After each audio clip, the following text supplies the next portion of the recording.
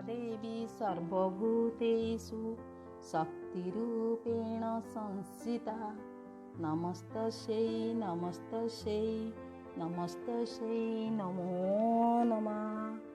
शक्ति रूपरे धन रूपरे विद्या रूपरे माँ दुर्गा लक्ष्मी सरस्वती को पूजा और आराधना करा जाए। नारी महेशी रूपे एमानंकु पूजा और आराधना करा जाय थाए।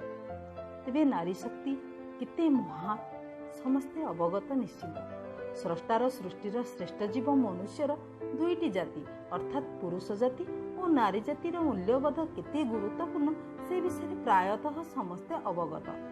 तथापि जुग जुग धरी पुरुष अपेक्षा नारी काहींकि निष्पेषित अवहेलित अत्याचारित आज 20 शताब्दी रे पाद थापिथिले मध्य नारीर अत्याचार शोषण काहींकि सीमा लंघि जाइछि।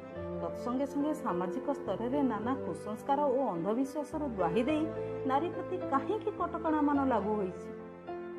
एहिपरि विभिन्न प्रश्न गुड़िक मन को कबलित करुथिले मध्य ओडिशा माटीर केतेक सौभाग्यशाली नारी सामाजिक स्तर रे थिबा नारी प्रति कटकणा को आड़ाई सफलतार शिखर को चुंबन करि पारिछन्ति एवं ओडिशार गर्व गौरव को निजर महान कर्म द्वारा जोजल्यमान करि पारिछन्ति।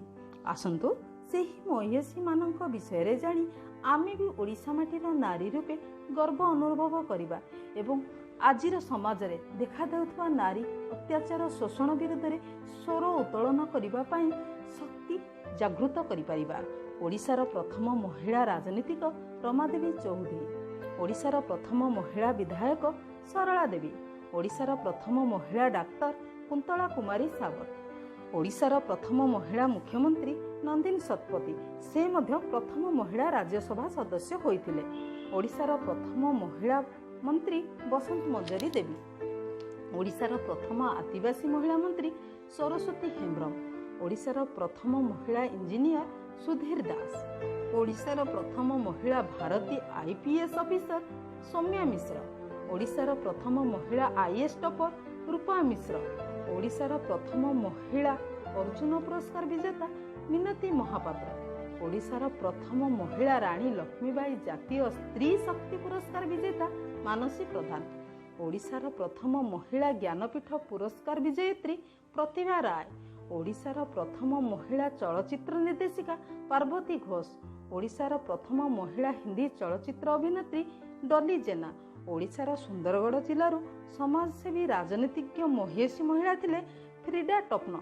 एमानंक व्यतीत ओडिशारे एहिपरि अनेक प्रतिष्ठित नारींकर संपर्क रे आमे माने जानिछु। तथापि जदि एहिपरि प्रतिष्ठित नारी संपर्क रे आपण माने अवगत अछंती तेबे कमेंट रे नाम सह पदवी लेखिबाकू अनुरोध।